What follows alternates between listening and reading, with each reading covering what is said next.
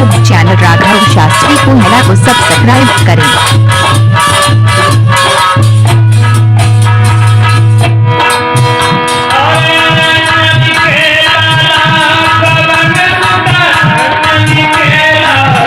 अच्छा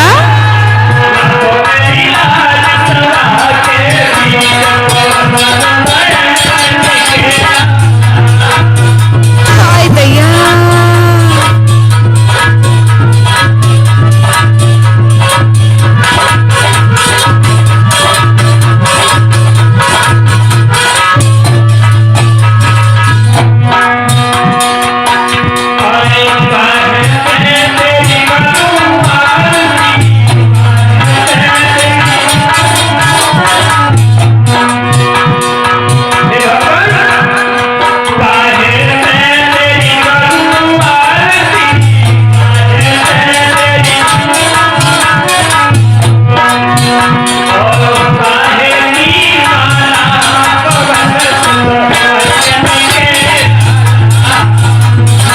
हमारे YouTube channel Raghav Shastri Kundla को सब्सक्राइब करें।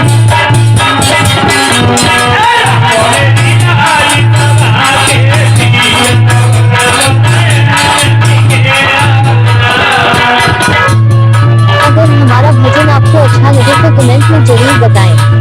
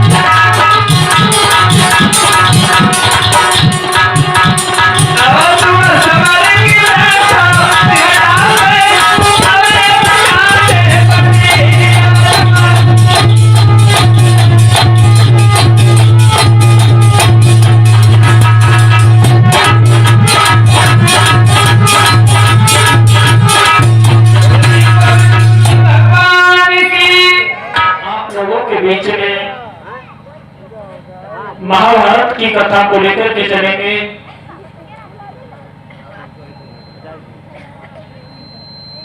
मेरे भगवत प्रेमियों, जिस समय इंद्रप्रस्थ बनवा दिया है अर्जुन ने, धर्मराज ने, भीम, नकुल, सहदेव, उसी समय एक बार दुर्योधन घूमने के लिए उस इंद्रप्रस्थ में जाता है। इंद्रप्रस्थ में जाता है तो वो इंद्रप्रस्थ ऐसा बना था जहां पानी नहीं था, वहां पर पानी दिखाई देता था। जहां पर सूखा पड़ा था वहां पर कीचड़ थी। ठीक विपरीत दिखाई देता था। एक बार दुर्योधन इंद्रप्रस्थ को देखने के लिए जब जाता है तो उसी इंद्रप्रस्थ के रास्ते से निकल करके जा रहा था अंदर प्रवेश करने के लिए। उसी समय सूखा समझ करके दुर्योधन ने जब पैर आगे बढ़ाया तो कीचड़ में उसका पैर पड़ गया और वो वहां पर गिर पड़ा। जिस समय द्रौपदी ने उसे देखा है, जब द्रौपदी ने देखा है तो ताली बजा करके खिलखिला करके हंसने लगी और कहने लगी, अरे देवर जी, तुम्हारा इसमें कोई दोष नहीं है, तुम्हारा इसमें कोई दोष नहीं है। दोष तो ये है कि आपके पिता भी अंधे हैं, तो अंधे के अंधे ही हो सकते हैं। ये बात जिस समय द्रौपदी की दुर्योधन के कानों में गई तो एकदम ऐसा झटका सा लगा मानो बिजली ही टूट पड़ी हो। दुर्योधन को बहुत बुरा लगा। उसने मन में विचार किया कि हे द्रौपदी, तूने मेरा सम्मान नहीं बल्कि अपमान किया है। चाहे कुछ भी हो जाए, मैं अपने इस अपमान का बदला तुझसे अवश्य लेकर के रहूंगा। एक समय की बात, मामा शकुनी ने अपनी बातों में बहला करके दुर्योधन को जब जुआ के लिए उकसाया है। और भक्तों एक बात और बताएं, जो जुआ खेला था उसमें पासे जो थे वो मामा शकुनी के पिताजी के हारों के बने हुए थे। मामा शकुनी के पिताजी के हारों के बने हुए पासे थे, शकुनी के इशारे पर चलते थे। तो शकुनी दुर्योधन की पक्ष से इनका आपस में मनमुटाव कराने के लिए, झगड़ा कराने के लिए, अपने बदले की भावना को लेकर के दुर्योधन के यहां पर आकर के रहने लगा। और जिस समय जब पांडवों और कौरवों के बीच में उस मामा शकुनी ने जुआ को रचवा दिया है। जुआ को पहले तो झूठा खेल खेला गया, उसके बाद सच्चाई का खेल खेला गया। क्योंकि मामा शकुनी को मालूम था कि ये पांडव जीत नहीं पाएंगे, क्योंकि ये जो पासे हैं वो मेरे इशारे पर चलते हैं। तो जब जुआ का खेल रचवा दिया है तो जुआ होते होते जब पांडव हार जाते हैं, धीमे धीमे पांडवों से सारा सब जो भी माल खजाना था वो सब जीत लिया, धन का सब कुछ जीत लिया। अंत में मामा शकुनी की चालाकी के कारण द्रौपदी को भी दांव पर लगा दिया गया। जिस समय द्रौपदी को दांव पर लगाया है, मेरे भगवत प्रेमियों, वो भी जुआ हार जाते हैं। दुर्योधन आदेश करता है अपने भैया से उनसे कहता है, भाई हमने इस जुए में पांडवों को हरा दिया है और इस जुए में द्रौपदी को दांव पर रखा था। अब आप विलंब न करें, बहुत शीघ्र ही जाकर के द्रौपदी को मेरी सभा में लेकर के आए और उसे मेरी जगह पर नग्न करके उठाए। उसने मेरा अपमान किया था, मैं उस अपमान का बदला आज लेकर के ही रहूंगा। उसी समय दुशासन वहां से द्रौपदी के पास ले जाता है, द्रौपदी को घसीटता हुआ उसी सभा में लेकर के आता है। द्रौपदी रोती चिल्लाती हुई आती है। जब सभा के बीच में आ जाती है तो वहां पर आकर के उसने देखा कि यहां पर भीष्म पितामह, द्रोणाचार्य, कृपाचार्य और उनके पांचों पति भी मौजूद हैं, लेकिन कोई बचाने को तैयार नहीं है। द्रौपदी बहुत देर तक आशा उन पांडवों से, भीष्म पितामह से आशा लगाती रही, लेकिन किसी ने बचाया नहीं।